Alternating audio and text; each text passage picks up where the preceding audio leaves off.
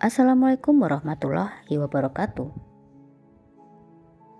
Di akhir pekan ini, cerita Wulan akan kembali menceritakan sebuah legenda atau cerita rakyat.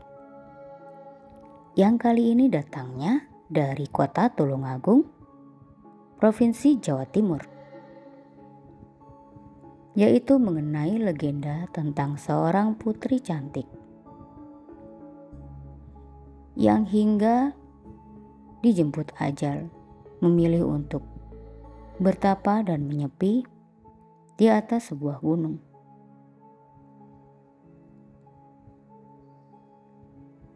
Putri cantik itu bernama Nyi Roro Kembang Sore.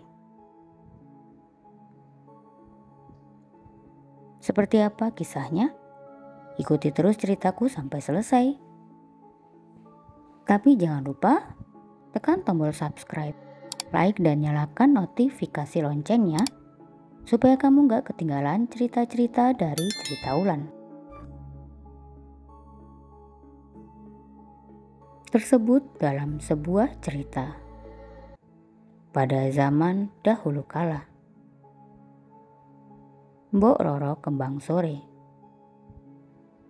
yaitu putri Pangeran Danu Adipati di Betak, sedang berada di Taman Sari dan bercengkrama. Namun betapa terkejutnya Mbok Roro Kembang Sore ketika ada seseorang yang tiba-tiba datang ke tempatnya. Setelah dilihat dengan seksama, yang datang tadi tidak lain adalah pamannya sendiri, yaitu Pangeran Kalang. Pangeran Kalang berkata kepada Mbok Roro Kembang Sore bahwa kedatangannya tersebut untuk mencari perlindungan, mencari tempat persembunyian karena dikejar oleh lembu peteng. Tentu saja Mbok Roro Kembang Sore tidak berkeberatan jika Pangeran Kalang bersembunyi di tempat tersebut karena masih pamannya sendiri. Lagi pula, waktu itu sedang dalam pengejaran. Tak terduga-duga lembu peteng yang mengejar-ngejar telah sampai di Istana Betak dan hampir memasuki Taman Sari.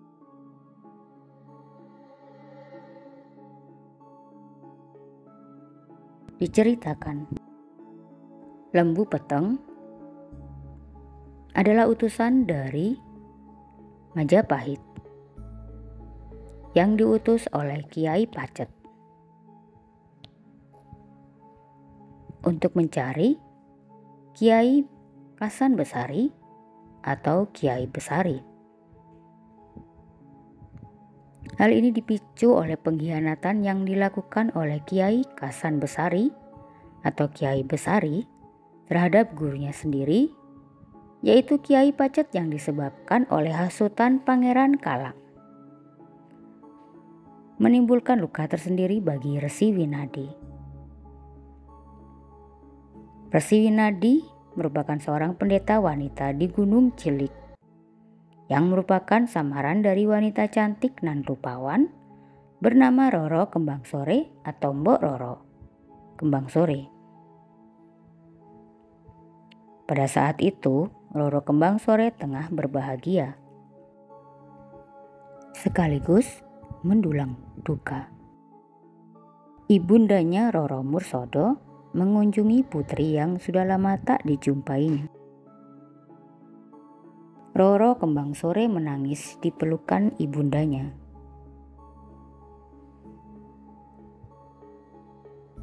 Sementara itu dibelai-belainya rambut Roro Kembang Sore dengan penuh kasih sayang.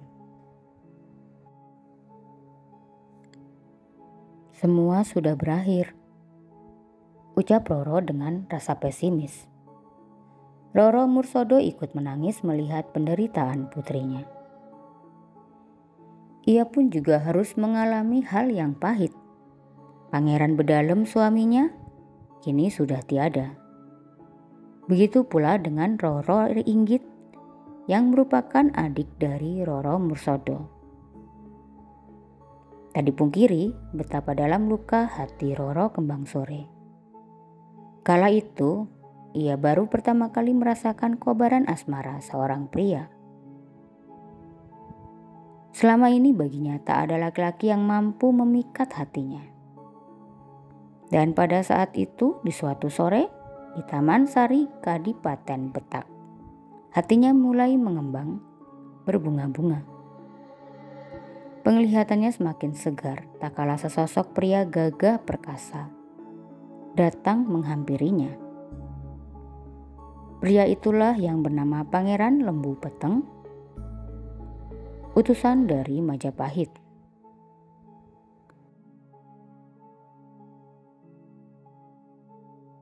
Jika mengetahui bahwa ada seorang putri yang sangat molek di Taman Sari tersebut, Pangeran Lembu Peteng kemudian bertanya, "Apakah Mbok Roro Kembang Sore melihat Pangeran Kalang?" Tentu saja Mbok Roro Kembang Sore tidak akan mengakuinya bahwa Pangeran Kalang ada di situ. Dan karena kecantikan Mbok Roro Kembang Sore, lama-kelamaan pun Lembu Peteng menjadi sadar bahwa sebenarnya yang dituju adalah mencari Pangeran Kalang. Namun selanjutnya Lembu Peteng tertarik akan kecantikan Nyi Roro Kembang Sore. Seolah terbius dengan kecantikannya, membuat Lembu Peteng lupa akan tugas yang diberikan oleh Kiai Pacet. Lembu Peteng yang seharusnya terus mencari keberadaan Kiai Besari dan Adipati Kalang. Namun apalah daya, keduanya sama-sama memiliki jiwa muda dan berdarah muda. Sama-sama belum pernah merasakan bagaimana cinta itu dapat terasa. Dengan malu-malu, Nyi Roro Kembang Sore mempersilahkan Lembu Peteng untuk duduk di sampingnya. Mereka lalu bercengkrama ke sana kemari, tampak sangat akrab dan seperti sudah mengenal sangat lama. Tak kala tatapan mata telah saling bertemu, Lembu Peteng yang tak mau kehilangan wanita secantik Kembang Sore, tiba-tiba memberikan tawaran untuk memperistri Nyi Roro Kembang Sore.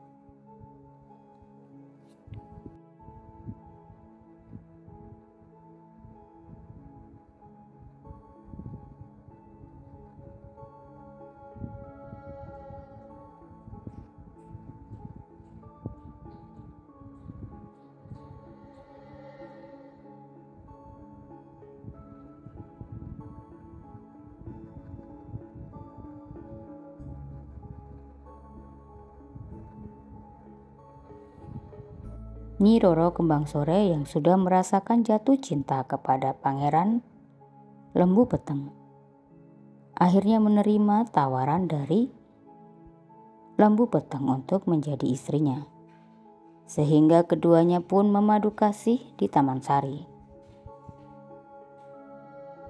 Namun ternyata ada yang mengintai dari kejauhan.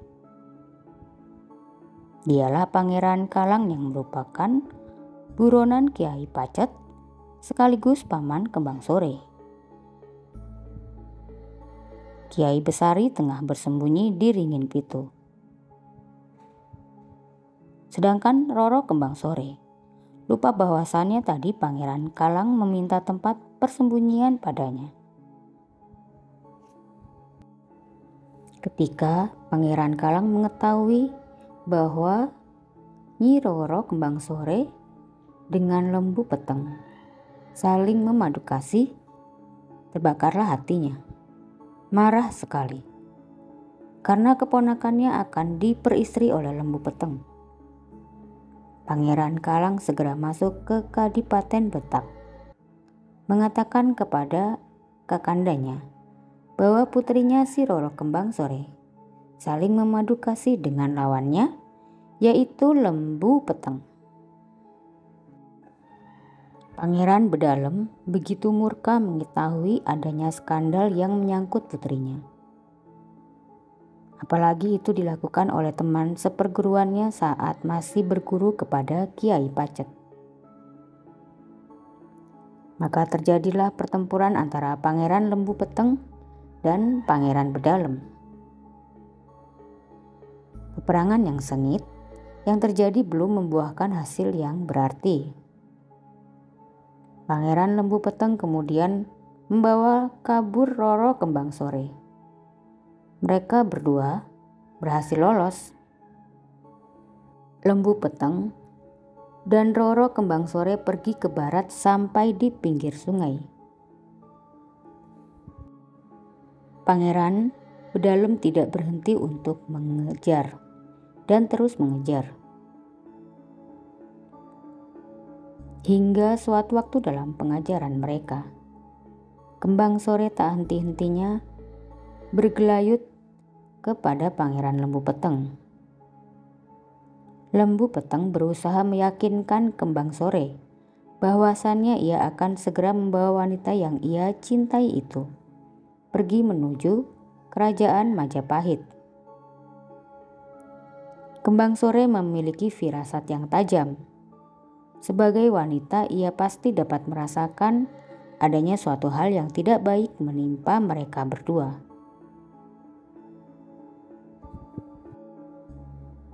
Kakanda, aku tak dapat membayangkan bila mana Kakanda nanti meninggalkanku lari sendiri.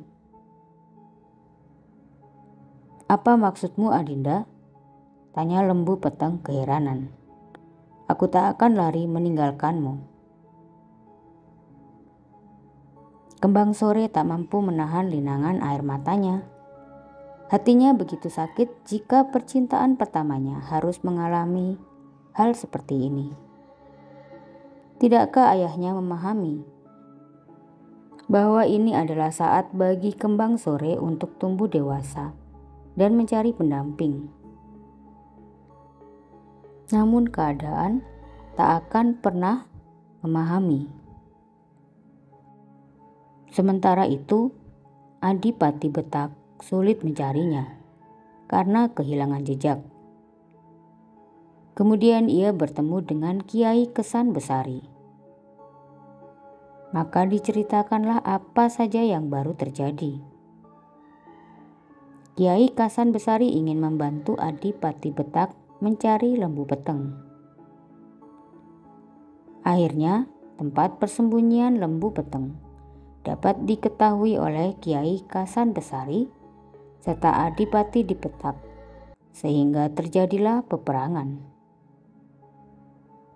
Lembu Peteng berhasil dihilangkan nyawanya oleh Kiai Kesan Besari. Meninggalnya Lembu Peteng dilaporkan ke Majapahit oleh punakawannya. Tak berapa lama, datanglah utusan dari Majapahit untuk mencari Pangeran Kalang dan Kiai Kesan Besari sehubungan dengan meninggalnya Lembu Peteng. Adipati Betak, yaitu Pangeran Bedalem, karena takutnya kepada utusan dari Majapahit, ia kemudian melarikan diri ke arah selatan bersembunyi. Oleh utusan dari Majapahit, Pangeran Bedalem terus dikejar-kejar.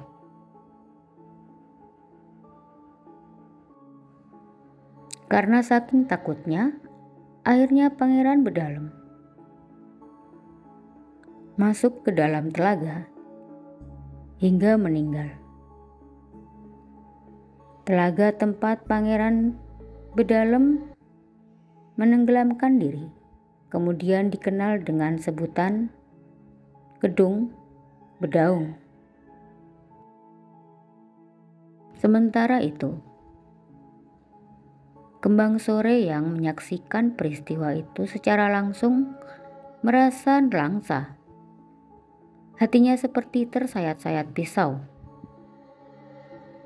Firasatnya yang tajam itu benar. Pangeran Bedalam kemudian mengajaknya kembali, namun Kembang Sore tak mau.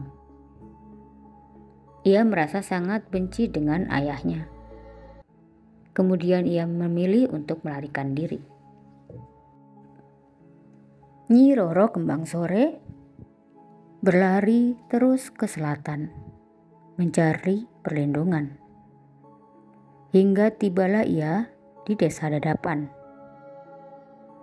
Di Desa Dadapan tersebut ada seorang janda tua yang oleh orang-orang di sekitarnya dikenal dengan sebutan Mbok Rondo Dadapan.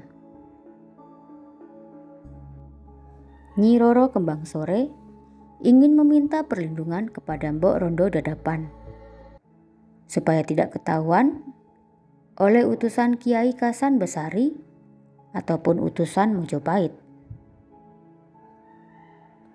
Akhirnya Nyi Roro Kembang Sore ikut dengan Mbok Rondo Dadapan tinggal bersama-sama dalam jangka waktu yang cukup lama. Karena nggak punya anak perempuan, Mbok Rondo Dadapan kemudian menganggap Nyi Roro Kembang sebagai anaknya sendiri.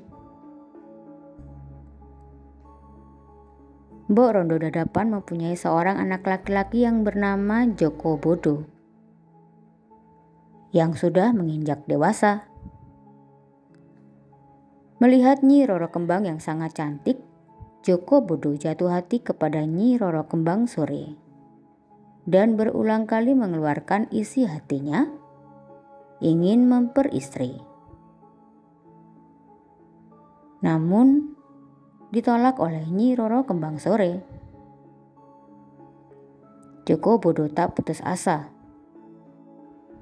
berulang kali mengungkapkan isi hatinya. Lama-kelamaan Nyi Roro Kembang Sore mau mengabulkan apa yang menjadi keinginan Joko Bodo. Dengan satu syarat, Joko Bodo mau melaksanakan apa yang dikehendaki oleh Nyi Roro Kembang Sore.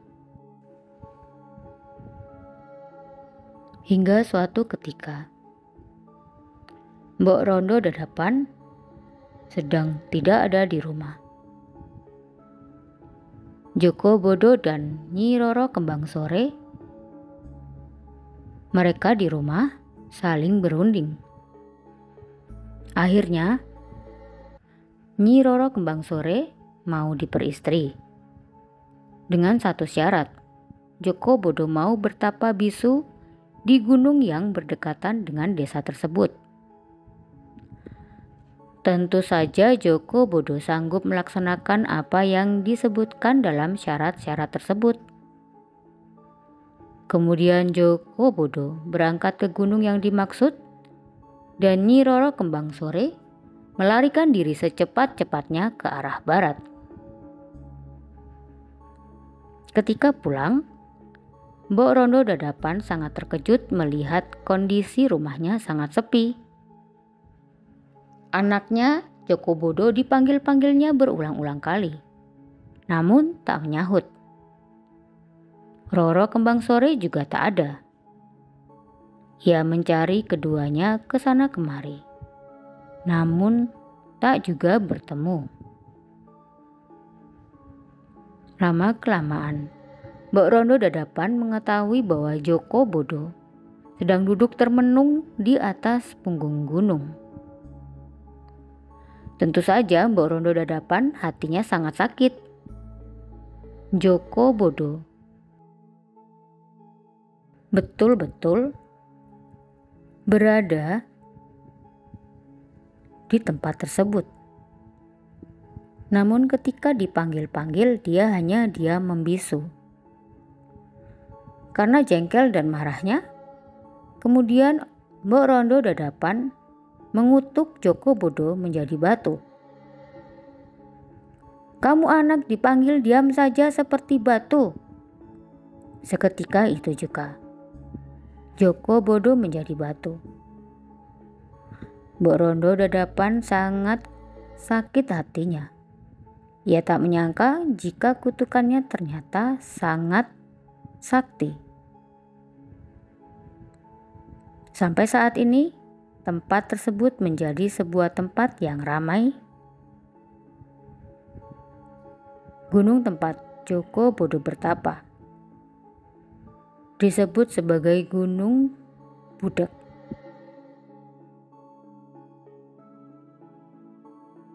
Nyi Roro Kembang Sore ketika lari ke arah barat tadi, sampailah ia ke Gunung Cilik, bersemadi dan menjadi seorang resi. Ia bernama Resi Winadi Roro Kembang Sore. Resi Winadi mempunyai cantrik dua orang sangat termasyur, bernama Sarwo dan Sarwono. Kedua orang cantrik tersebut adalah cantrik-cantrik kesayangannya. Resi Winadi ingin mengadu kesaktian pusakanya dengan Pangeran Kalang. Sarwo kemudian diutus ke Betak untuk menyampaikan hal tersebut. Jika pusaka Resi Winadi kalah, Resi Winadi akan tunduk kepada Pangeran Kalang. Diapakan saja dia menurut. Namun sebaliknya, jika pusaka Resi Winadi menang dan Pangeran Kalang, pusakanya akan direbut oleh Resi Winadi. Pangeran Kalang harus datang sendiri ke Gunung Cilik untuk menemui Nyi Roro Kembang Sore. Caranya mengadu pusaka ditancapkan pada pohon beringin di Betak. Bila daun beringin tersebut berguguran dan pohonnya tumbang, berarti pusakanya menang. Tapi jika daun-daunnya tidak gugur dan pohonnya tidak tumbang, itu artinya pusakanya kalah. Sesampainya Sarwo di Kadipaten Betak, ia lalu menyampaikan apa yang menjadi maksud tujuan datangnya kepada Pangeran Kalang. Pangeran Kalang menyetujui adu kesaktian pusaka tersebut. Kedua pusaka dibawa ke alun-alun. Yang akan dilihat kesaktiannya lebih dahulu adalah pusaka Pangeran Kalang. Pusaka Pangeran Kalang kemudian ditancapkan pada beringin kurung di alun-alun. Namun jangankan pohonnya tumbang, daunnya saja satu pun tak ada yang gugur. Kemudian yang dibuktikan selanjutnya adalah pusaka dari Gunung Cilik kepunyaan Resi Winadi, yang menancapkan pada beringin kurung tersebut adalah cantrik Sarwo. Seketika itu juga daun-daunnya berguguran dan pohonnya tumbang. Dengan kejadian tersebut, Pangeran Kalang mengakui kekalahannya, ingin memiliki pusaka dari Gunung Cilik tersebut. Tentu saja Sarwo tidak berkeberatan akan hal itu. Namun, Pangeran Kalang harus memenuhi syarat-syaratnya, yaitu datang sendiri ke Gunung Cilik. Sesudahnya harus berjalan jongkok dan tidak boleh melihat ke atas sebelum diberi izin. Ambisinya ingin sekali memiliki pusaka yang sakti, maka Pangeran Kalang tidak berkeberatan memenuhi apa yang menjadi prasyaratnya. Dengan diantarkan oleh cantrik Sarwo, pengikut-pengikut yang lain, serta para prajurit, Pangeran Kalang berangkat ke Gunung Cilik. Diceritakan keadaan di Betak sesudah Pangeran Kalang dan cantrik Sarwo berangkat. Kadipaten Betak dilanda banjir besar karena tutup air yang di bawah Watu Gilang di Taman Sari dibuka oleh Sarwono. Setelah tutup air sumber dibuka, seketika air meluap menjadi banjir besar. Sarwono selamat karena sudah menyiapkan rakit. Kadipaten Betak menjadi hiruk-pikuk karena banyak orang yang lari kocar-kacir menyelamatkan diri. Pangeran Kalang yang diantar Cantrik Sarwo telah sampai di Gunung Cilik tempat Resi Winadi yang sedang duduk di atas bukit. Dan Resi Winadi melihat datangnya Pangeran Kalang yang diantarkan oleh Cantrik Sarwo dari kejauhan. Setelah sampai di bukit itu, Resi Winadi berkata bahwa Pangeran Kalang boleh melihat ke atas, menengadahkan kepalanya. Setelah menengadah ke atas, Pangeran Kalang terkejut bahwa Resi Winadi tak lain adalah Nyi Roro Kembang Sore. Karena malu, Pangeran Kalang kemudian terus lari dengan tidak berniat lagi untuk meminta pusaka. Ia lari menuju ke arah timur. Ia sangat malu terhadap keponakannya.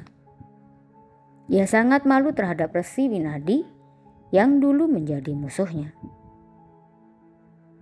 Resi Winadi ingin membalas malu pamannya, dan pembalasan itu terlaksana dengan mengalahkan pusaka Pangeran Kalang. Oleh karenanya Pangeran Kalang menuruti segala persyaratannya. Sebelum Pangeran Kalang sampai di Gunung Cilik, telah datang dari Majapahit yakni Patih Gajah Mada bersama tentaranya bersamaan dengan Sarwono yang disuruh Resi Winadi ke Betak melaporkan hasil penugasannya. Selain itu, ibu Resi Winadi yaitu Roro Mursodo juga datang ke Gunung Cilik. Tentu saja Resi Winadi dan Roro Mursodo saling berpelukan dan bertangisan. Setelah mendengar peristiwa Betak tentang kematian Roro Inggit akibat dikejar-kejar oleh Pangeran Kalang, Resi Winadi sangat marah dan ingin membalasnya. Karena malu terhadap Roro Mursodo bercampur takut terhadap Patih Majapahit, Pangeran Kalang kemudian lari menyelamatkan diri dan dikejar oleh Patih Gajah Mada beserta tentaranya. Kemudian terjadilah perang antara tentara Kalang dan tentara Majapahit. Tentara Pangeran Kalang semuanya hampir meninggal. Hanya Pangeran Kalang yang berhasil melarikan diri.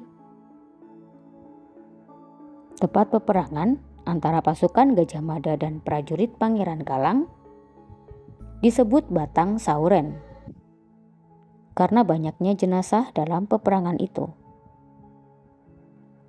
Pangeran Kalang kalah dan terus lari dikejar Gajah Mada hingga akhirnya tertangkap. Ia kemudian diserang dengan berbagai senjata, tombak, pedang, hingga badannya hancur lebur. Tempat itu kemudian dikenal dengan sebutan Jonggulu. Sampai sekarang desa itu masih ada di dekat Gunung Cilik.